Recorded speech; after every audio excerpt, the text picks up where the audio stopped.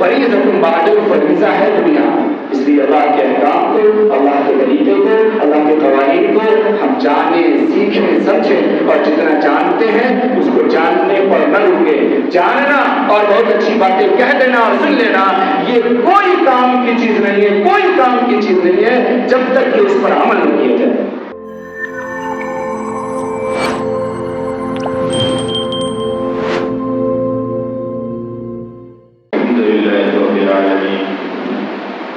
والصلاة والسلام على سيد الأنبياء والمرسلين محمد وعلى آله وأصحابه أجمعين، أما بعد، فقد قال الله تبارك وتعالى في القرآن المجيد: أعوذ بالله من الشيطان الرجيم، بسم الله الرحمن الرحيم،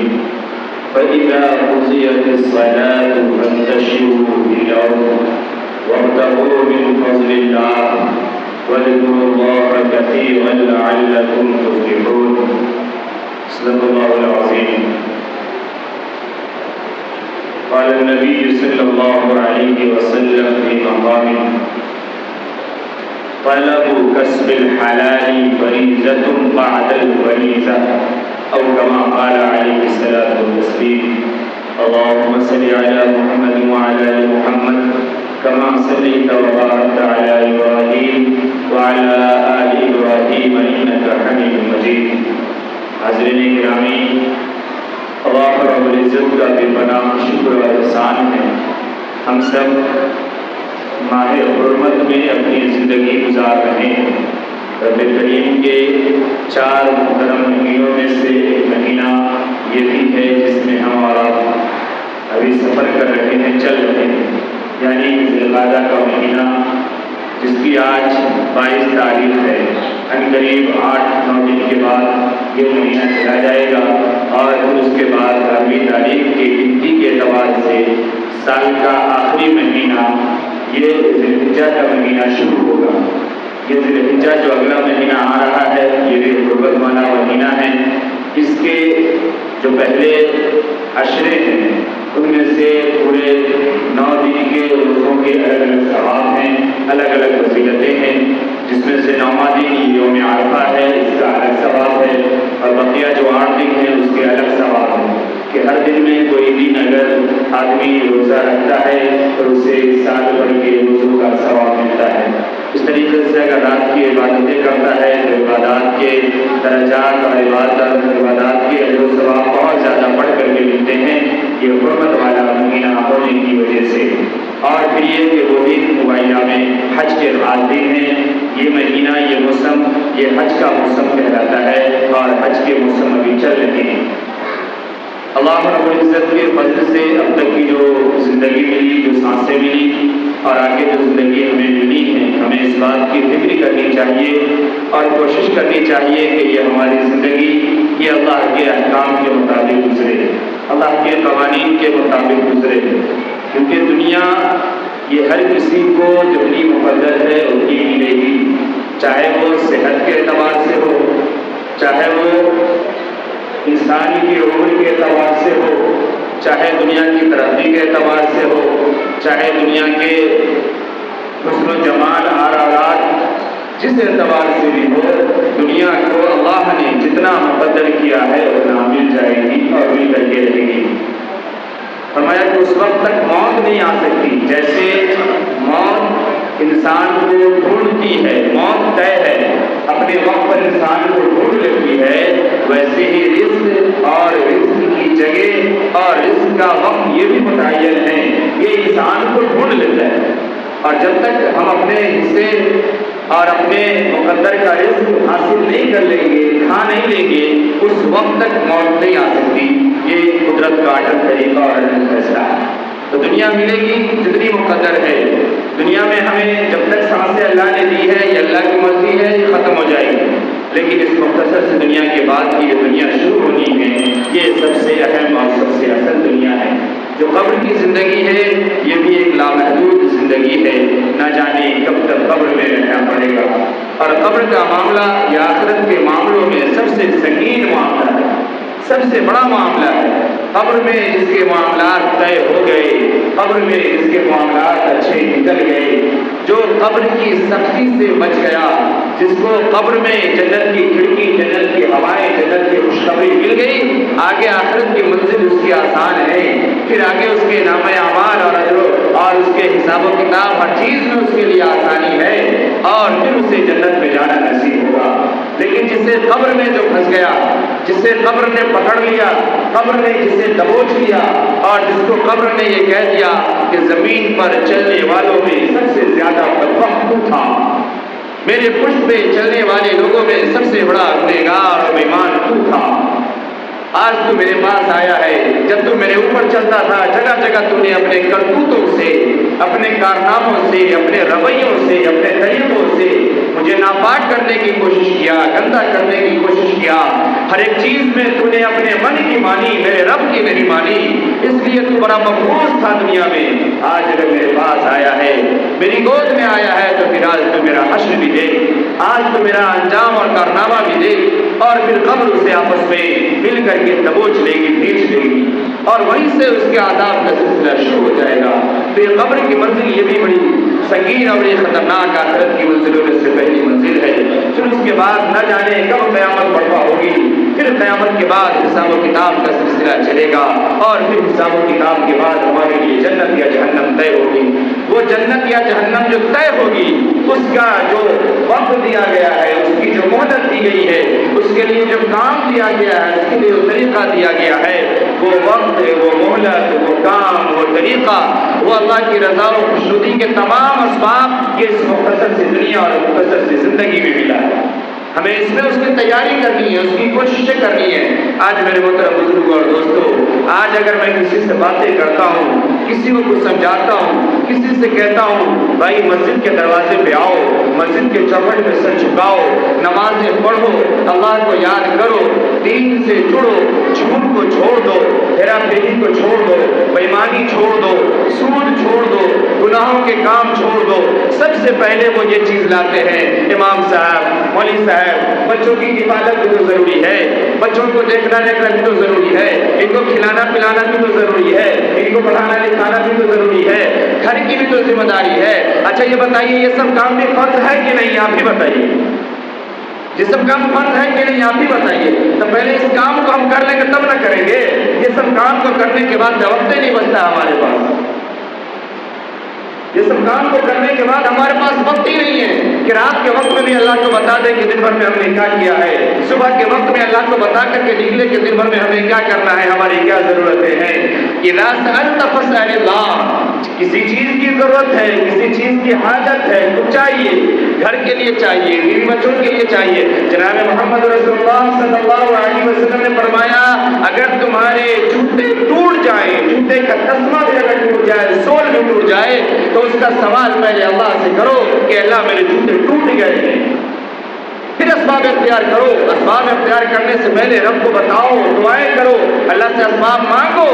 لیکن نہیں، ہم سب کچھ اپنے اعتبار سے کریں گے، دنیا کے اعتبار سے کریں گے، گناہوں کے تمام راستے پہ نکل پڑیں گے، اور پھر جب اللہ کی بات آئے گی، جب بات شریعت کی آئے گی، جب بات دین کی آئے گی، جب بات ایمان کی آئے گی، سب کو آگے کر دیں گے، خود پیچھے ہو جائیں گے۔ ایسا لگتا ہے کہ بیوی کو آگے کر دیں گے، بچے کو آگے کر دیں گے، کاروبار کو آگے کر دیں گے، لین دین کو آگے کر دیں گے، جاب کو آگے کر دیں گے۔ دنیا میں آپ کسی کو جو اپنے بنا سکتے ہیں، کسی کی نگاہ سے بچ سکتے ہیں، کسی کو دھوکہ دے سکتے ہیں، لیکن رب العالمین جو احکم الحاکمین ہے، تمام مالکوں کا مالک ہے، تمام خالقوں کا خالق ہے، جو علیم بذات الصدور ہے، جو دل کے شہ رگ اور آپ کے خیالات سے بھی زیادہ آپ سے قریب ترین ہے، اسے کیسے دھوکہ دیں گے؟ میں نے جو حدیث پڑھی ہے، جو قرآن کریم کی آیت پڑھی، اس حوالے سے صرف اس ایک نقطے پہ میں بات کر رہا ہوں کہ آج جو ہر کسی کو ہم سامنے لا کے کھڑا کر دیتے، بتائیے نا یہ کام ضروری ہے کہ نہیں ہے؟ ہم ہی کام نہیں کریں گے تو ہمارے بچہ کو کون کھلاوے گا؟ ہم چلے جائیں گے آدھا گھنٹہ کے لیے نماز پڑھنے کے لیے، تو کون دیکھے گا ہمارا یہ کام کو؟ جناب محمد رسول پہلے قرآن کی آیت سنیے، اللہ رب العزت نے قرآن میں سورہ جمعہ کے اندر یہ بات بیان فرمائی، فرمایا فَإِذَا، اس سے پہلے یہ بات بیان فرمائی، إِذَا نُودِيَ لِلصَّلَاةِ مِنْ يَوْمِ الْجُمْعَةِ فَاسْعَوْا إِلَىٰ ذِكْرِ اللَّهِ وَذَرُوا الْبَيْعَ، کہ اگر جب جمعے کی اذان ہو جائے، جب نماز کے لیے پکار لگا دی جائے تو پھر تمام چیزوں کو چھوڑ دو اور نماز کی طرف اور اللہ کے دربار کی طرف دوڑو۔ جب تمہیں یہ صدا لگا دی گئی ہے حی علی الصلاۃ اور حی علی الفلاح، پھر تم کہاں پہ بیٹھے کامیابی ڈھونڈ رہے ہو؟ پھر تم کہاں پہ بیٹھے یہ سوچ رہے کہ کوئی تمہیں کامیاب کر دے گا؟ اگر صبح سے اب تک دکان نہیں چلی ہے تو کیا لگتا ہے کہ اذان کے بعد آدھے گھنٹے میں دکان چل جائے گی؟ اور اگر شیطان نے ایک دو گراہک کو 2-4-10 روپے کے سامان کے لیے اس کے دل میں کچھ باتیں ڈال کر کے بھیج بھی دیا، جس کی وجہ سے آپ کے جو جمعے کے وقت نکل گئے، آپ تب آ رہے ہیں مسجدوں میں جب فرشتے بھی اپنے دفتر بند کر کے خطبہ سننے کے لیے بیٹھ چکے ہیں، تو آپ نے اس 10-20-50 روپے 100 روپے سے کیا تیر مار لیا، کیا حاصل کر لیا؟ اللہ کے احکام کی نافرمانی کر کے۔ اس احکام کے ذریعے سے یہ مسئلہ فقہ کی کتابوں میں صاف طور پہ لکھا ہے کہ جمعے کی اذان کے بعد جمعے کی نماز اور مسجد کے علاوہ کسی دوسرے کام میں لگنا یہ شرعاً درست نہیں ہے، یہ غلط ہے۔ یہاں تک لکھا ہوا ہے کہ جمعے کی نماز کے بعد ایک عالم کو مطالعہ بھی نہیں کرنا چاہیے بلکہ مسجد کی طرف جانا چاہیے اور جمعے کی طرف جانا چاہیے۔ جائے کہ کاروبار کا تو ذکر موجود ہے، ضرور بھائی چھوڑ دو کاروبار کو، چھوڑ دو تجارت کو، ایک روٹین بنائے، سسٹم بنائے کہ جمعے کو ہم بند ہی کر دیں گے، یا ایسا ہمارے پاس سیٹ اپ موجود ہو کہ اگر اذان ہوگی تو ہم جائیں گے، کوئی دوسرا ہوگا جو سنبھالے گا اور دیکھے گا۔ اگر ہم اسٹاف رکھتے تو ایسا اسٹاف رکھیں جس پہ ہم بھروسہ کر سکے، یقین کر سکے، جو آدھے ایک گھنٹے ہمارے کاروبار کو سنبھال سکے۔ اور اگر نہیں تو آپ سوچو، آپ کو مال لانے کے لیے 1 دن کی ضرورت پڑتی ہے، 2 دن کی ضرورت پڑتی ہے، کہیں سے کہیں جانے کی ضرورت پڑتی ہے، گھر میں دوسرے فنکشن ہوتے ہیں، ہر چیز میں کوئی نہ کوئی دوسرا مل جاتا ہے، یا آپ کا اسٹاف آپ کے کاروبار کو، آپ کی چیزوں کو سنبھال لیتا ہے۔ جمعے کے دن نہیں سنبھال سکتا آدھے گھنٹے کے لیے، یا آپ روزانہ 5 وقت کی نمازوں کے وقت نہیں سنبھال سکتا۔ یہ سب صرف ہمارے دل میں بیٹھا شیطان ہماری اپنے دل کی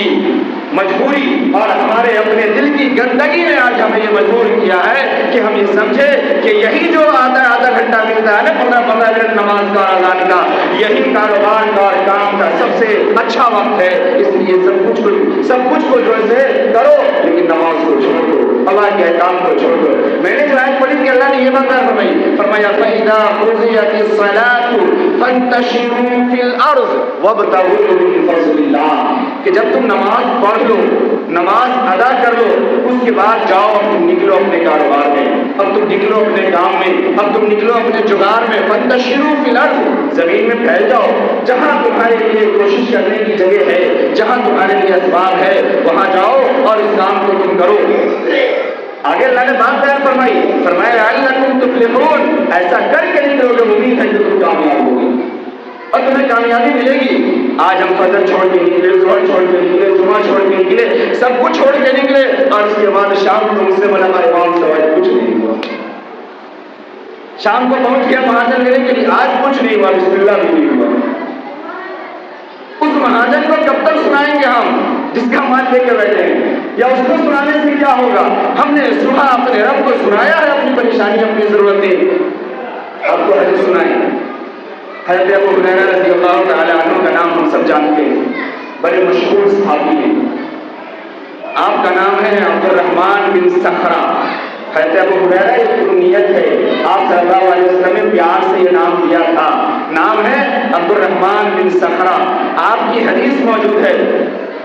عبد الرحمن بن صخرہ حضرت ابو ہریرہ رضی اللہ تعالیٰ عنہ فرماتے ہیں، صبح کی فجر کی نماز کے بعد صبح کی وقت میں تجارت کرتا تھا،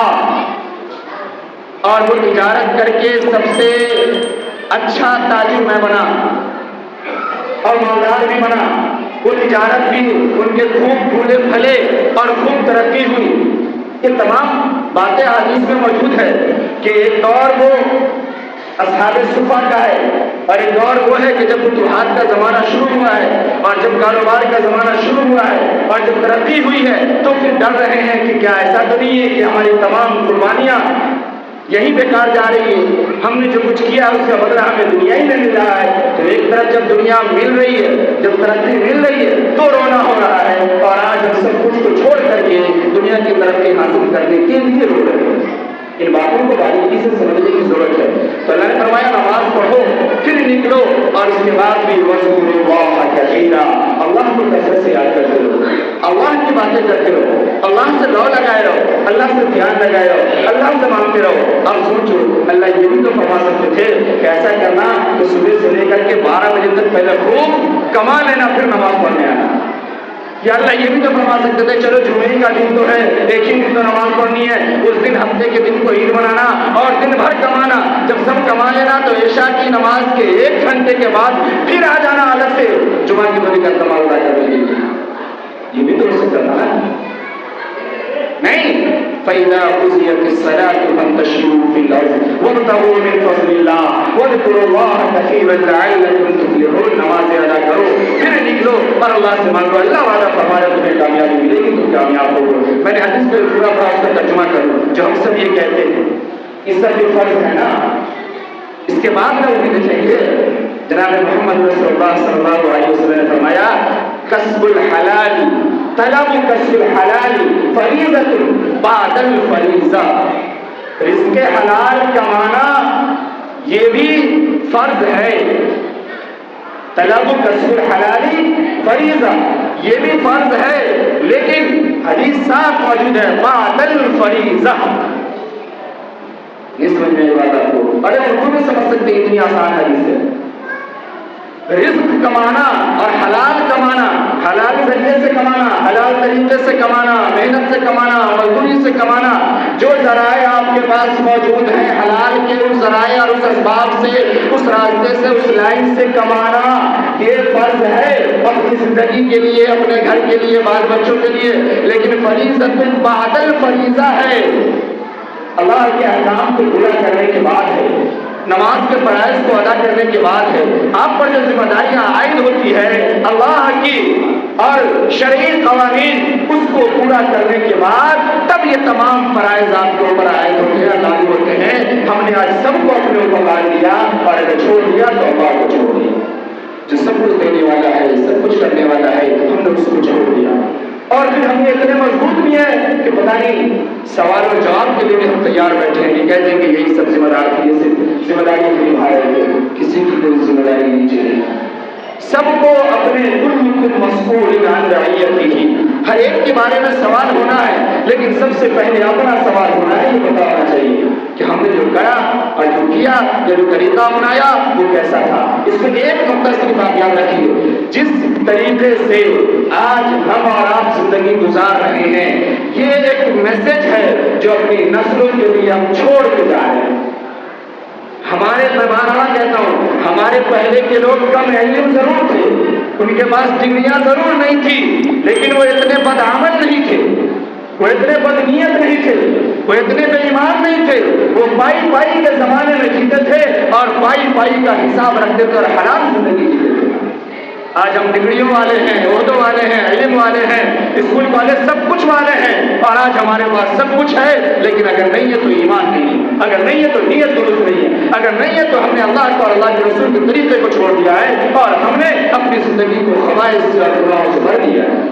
یہ سمجھنے کی ضرورت ہے۔ تو وہاں اگر کمزوری تھی، ہم نے سمجھا کہ ہم چالاک ہیں، ہم تیز ترار ہیں، ہم نے دنیا کو اپنے اندر آنے دیا، آج ہم کتنے صاف ستھرے ہیں اور ہم کیسے زندگی گزار رہے ہیں، آگے نسل ویسی ہماری تیار ہو رہی ہے، اس کی ضرورت ہے۔ اس بات کو سمجھیے، آج جیسے ہم نے دنیا کو پریورٹی دی ہے،